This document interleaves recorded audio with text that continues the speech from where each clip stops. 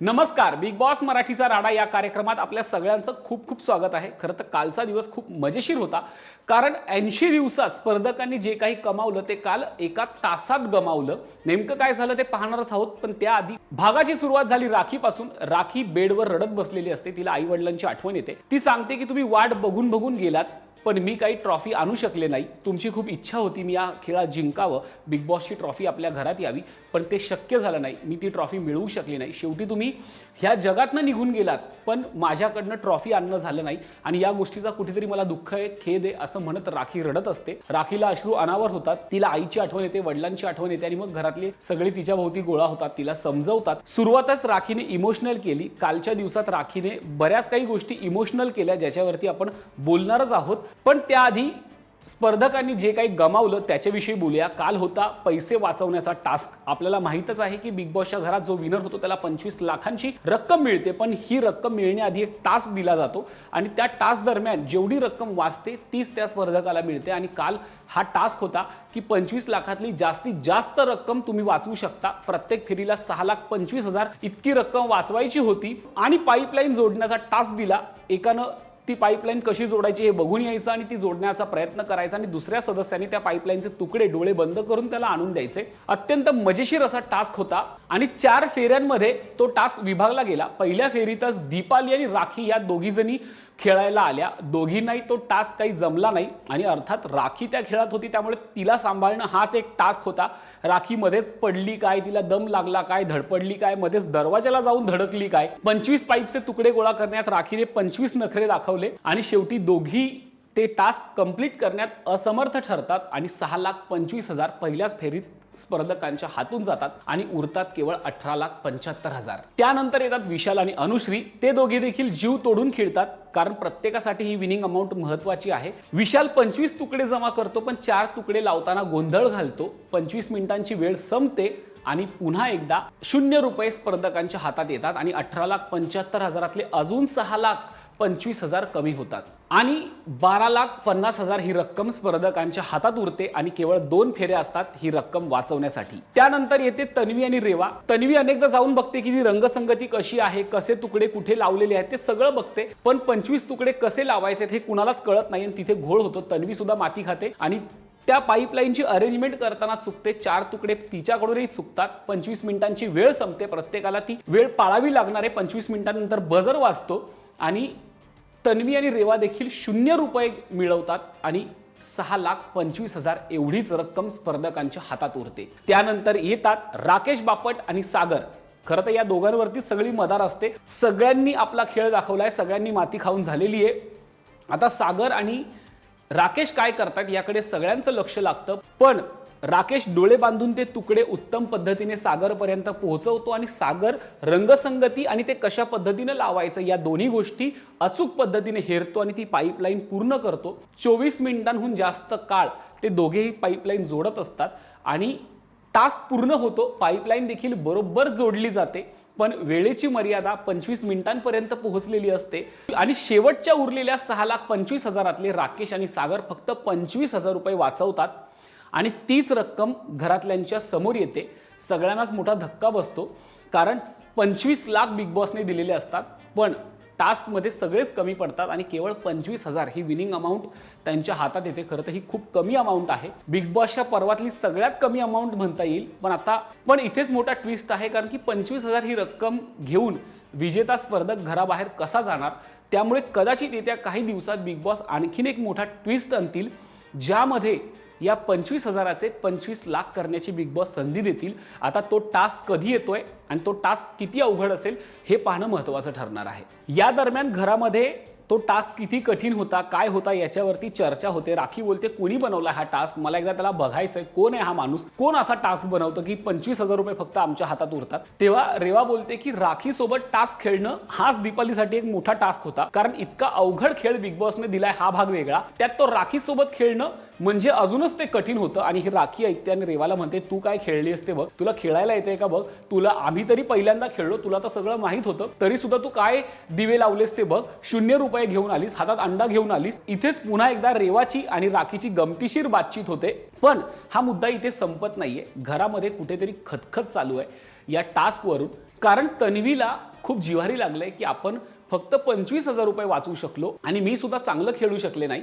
याचं कुठेतरी तिला दुःख आहे. तिला रडायला येतं, ती रडत असते. राकेश तिला समजवतो. हे सगळं सागर आणि विशाल पाहतो. तेव्हा विशाल म्हणतो की अरे ही का रडतीये. तेव्हा सागर म्हणतो की हो बरोबर, ती आता रडणारच ना, लोकांना कळणार कसं की हिला दुःख झालंय. सागर दादाच्या मनातली कुत्सित वृत्ती काही जायला तयार नाहीये. खरं तर त्याच्यासारख्या गुणी कलावंताविषयी असं बोलणं आम्हाला देखील खूप दुर्दैवी वाटतं. पण सागर दादा असे काही स्टेटमेंट करतो की त्याच्यावरती हसावं की रडावं कळत नाही. एखादी व्यक्ती रडतीये, त्याच्यावर सागर दादा कमेंट पास करतो की हो रडणारच, आता दाखवायसाठी तर तिला हे सगळं करावं लागणार. त्याला तन्वीपासून काय प्रॉब्लेम आहे हेच कळत नाहीये. तो वारंवार तन्वी आणि रेवाला टार्गेट करतोय. त्यांच्या प्रत्येक गोष्टीत ह्याला चुका दिसतात, प्रत्येक गोष्टीत भामटेपणा दिसतो. जणू की हा अत्यंत खरा सत्यवचनी सत्याने खेळणारा आहे, पण तसं नाहीये. तो सुद्धा गेम खेळतोय. विशालचं पटत नसताना विशाल सोबत राहतोय, म्हणजे इथेच सगळ्यात मोठा गेम आहे. आणि हा लोकांना शिकवतोय की खरं कसं वागायचं आणि खोटं कसं वागायचं. त्याचा आणखीन एक खोटेपण आहे, त्याकडे आपण येऊया. पण परवा दिवशी राखी आणि राकेशमध्ये एक वाद झाला होता. राकेश म्हटला होता की या खेळात मी कसा आलोय मला माहिती आहे वगैरे, आणि त्याच्यावरून राखीने टोळीत जाऊन सांगितलं की त्याला जबरदस्ती आणलं गेलंय वगैरे. आणि त्याच्यावरून राकेश चिडतो की तू टोळीला जाऊन का सांगितलं, मी काय बोलले, मी तसं बोललोच नव्हतो.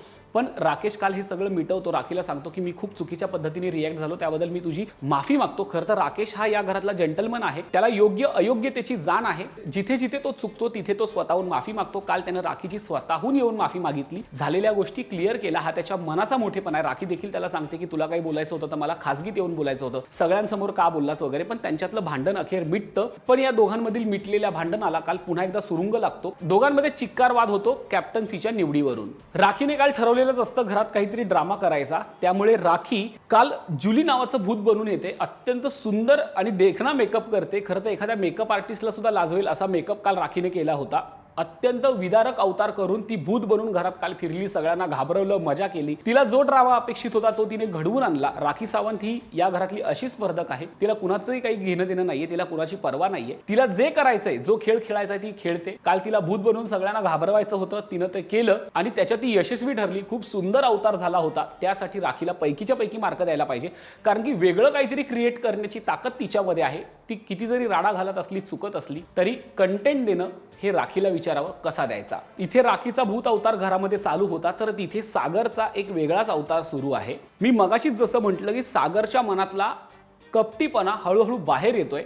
सागर विषयी लोकांना खूप प्रेम होतं, पण सागर आता आतून कसा आहे हे उभ्या महाराष्ट्राला कळू लागलंय. काल विशाल आणि सागर गप्पा मारत बसलेले असतात, तेव्हा सागर विशालला स्वतःहून म्हणतो की तुला माहितीये का, काल तन्वी आणि रेवाचा चेहरा उतरला होता. मी पैसे वाचवण्याच्या टास्कमध्ये जिंकलो हे त्यांना आवडलं नाहीये. मी 25,000 रुपये रक्कम जिंकलेलं त्यांना आवडलेलं नाहीये.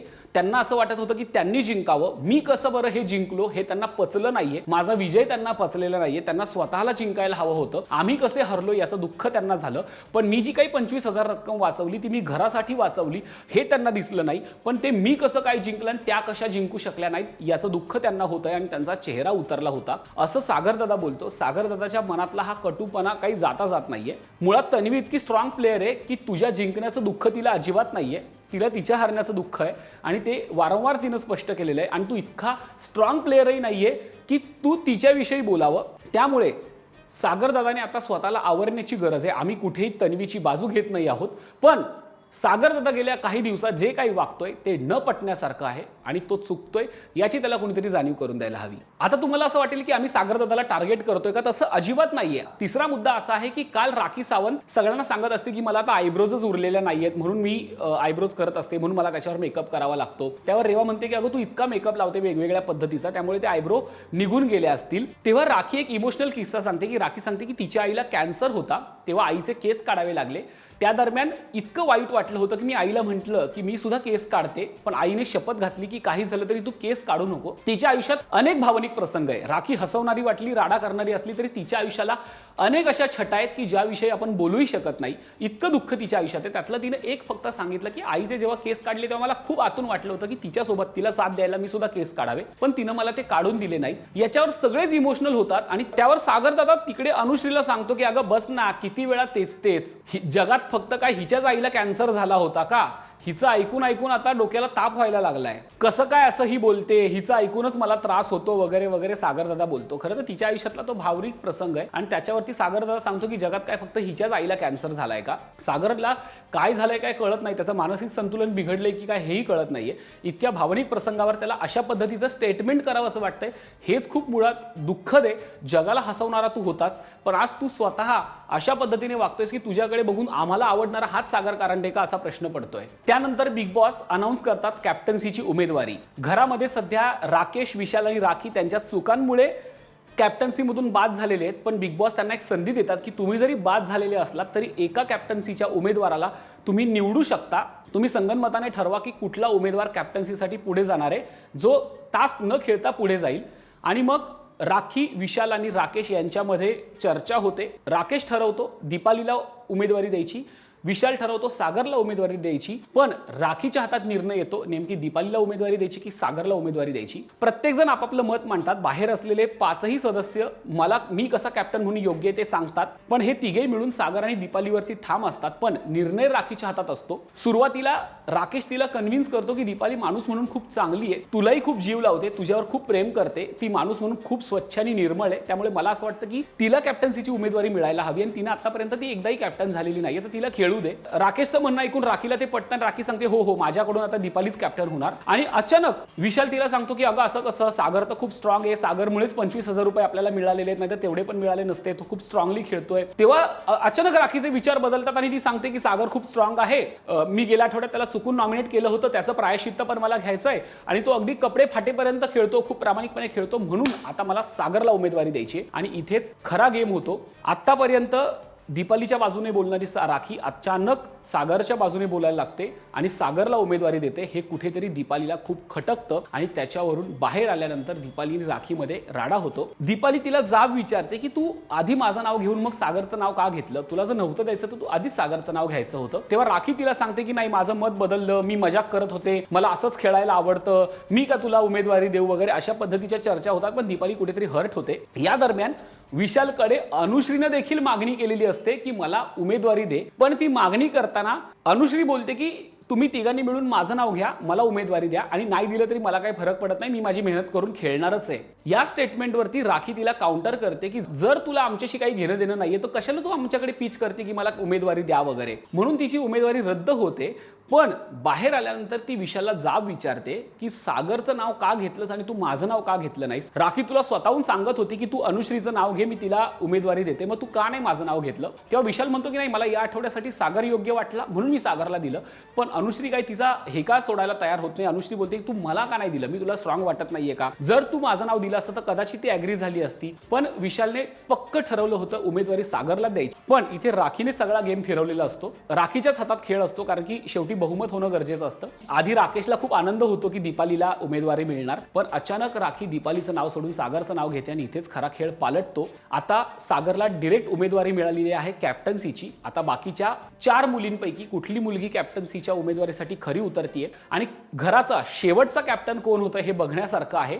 कारण बिग बॉसच्या घरात पहिला कॅप्टन आणि शेवटचा कॅप्टन याला फार महत्त्व असतं. त्यामुळे आता खरी उत्सुकता आहे ते बिग बॉसच्या घराचा शेवटचा कॅप्टन कोण होतोय आणि तो कसा होतोय ते बघण्याची. या कॅप्टन्सीच्या उमेदवारीवरून काल दीपाली विशालला देखील सुनावते, कारण की विशालला ती म्हणते की मला जेव्हा लागलं होतं तेव्हा तू म्हणाला होतास की तुला कॅप्टन्सीसाठी मदत करेल, पण तू तुझा शब्द पाळला नाहीस, तू शब्दापासून फिरलास. आजही तू सागरला तुझं मत दिलं, तू मला द्यायला हवं होतंस, मला तुझ्याकडनं अपेक्षा होती, पण तू आजही अपेक्षा भंग केला. तेव्हा विशाल तिला सांगतो की मी असं कधीच काही बोललो नव्हतो, मी असा कुठला शब्द दिला नव्हता, हे तुझं तूच ठरवलंयस. आणि हीच गोष्ट तो सागरला सांगत असतो की दीपाली सतत मला ते ऐकवत असते. तेव्हा सागर बोलतो की हिला काय येतं, तिला तेवढंच येतं, फक्त ऐकवायलाच तिला येतं, याच्या पलीकडे ती काहीच करू शकत नाहीये. सागर वारंवार अशा पद्धतीनं स्टेटमेंट करून प्रेक्षकांच्या नजरेत येतोय, चुकीच्या पद्धतीने नजरेत येतोय. सागर दादाला खेळ उचलायची गरज आहे, पण तो वेगळ्या पद्धतीने उचलायची गरज आहे, टास्क मधून उचलायची गरज आहे, आपल्या चांगल्या वागण्यातून उचलायची गरज आहे. पण गेल्या काही दिवसात तो ज्या पद्धतीचे स्टेटमेंट करतोय त्यावरून सागर दादाचा खेळ पक्का गंडलाय,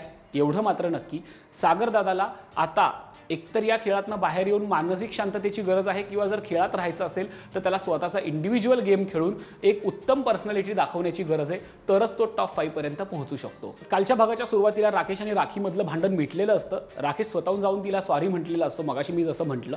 पण पुन्हा एकदा राखीने शब्द फिरवलेला असतो. दीपालीचं नाव घेऊन सुद्धा ती सागरच्या नावाकडे पुन्हा एकदा मतदान करते। त्यामुळे राकेश कुठेतरी दुखावतो आणि राकेश आणि राखीमध्ये काल पुन्हा एकदा जोरदार भांडण होतं। राकेश बोलतो तू विश्वास ठेवण्याच्या पात्रतेची नाहीयेस, तू कधी तुझा शब्द फिरवू शकतेस, तुझ्या आयुष्यात फक्त सगळं मजाक भरलेलं आहे, तू माझ्यावर प्रेम करते हे सुद्धा एक नाटक आहे, तू घरामध्ये वागते ते सुद्धा एक नाटक आहे, आज दीपालीचं नाव घेऊन तू पुन्हा सागरचं नाव घेतलं हे सुद्धा एक नाटक आहे, त्यामुळे इथून पुढे मी तुझ्यावरती कधीच विश्वास ठेवणार नाही आणि तू विश्वास ठेवण्यासारखी नाहीये हे काळजीपूर्वक ऐक आणि इथून पुढे तुझ्यावरती मी कधीच विश्वास ठेवणार नाही असं एक स्टेटमेंट राकेश पास करतो। राकेश काल खूप दुखावलेला असतो, तो दीपालीला सुद्धा सांगतो की मला या सगळ्याचं खूप वाईट वाटलेलं आहे, तू माणूस म्हणून मला आवडतेस म्हणून मला तुला कॅप्टन म्हणून बघायचं होतं। आणि जेव्हा राखी या कॅप्टन्सी दरम्यान राकेशला सांगते की तू मला दुसरं ऑप्शन दे, तेव्हा तन्वीला असं वाटतं की राकेशने पुन्हा एकदा तिचं नाव घ्यावं, जेणेकरून दीपाली जर राखीला स्ट्रॉंग वाटत नव्हती तर सागरच्या तुलनेत तन्वी स्ट्रॉंग वाटली असती आणि तन्वी कदाचित पुन्हा एकदा कॅप्टन होऊ शकली असती असा पर्याय तन्वी त्याला सुचवते। पण राकेशला तेही पटत नाही।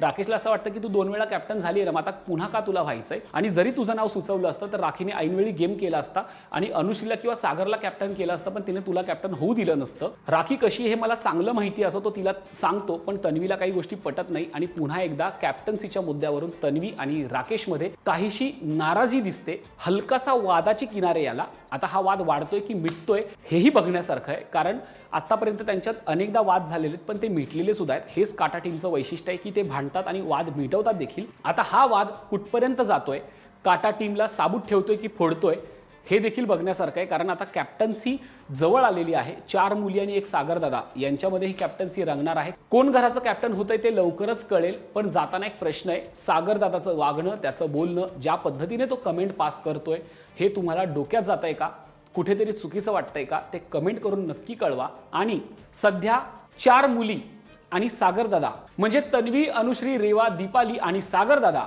या 5 लोकांपैकी घराला शेवटचा कॅप्टन म्हणून कोण योग्य आहे हे देखील कमेंट करून नक्की सांगा आणि पाहायला विसरू नका बिग बॉस मराठीचा राडा फक्त राजश्री मराठी शोबजवर। धन्यवाद।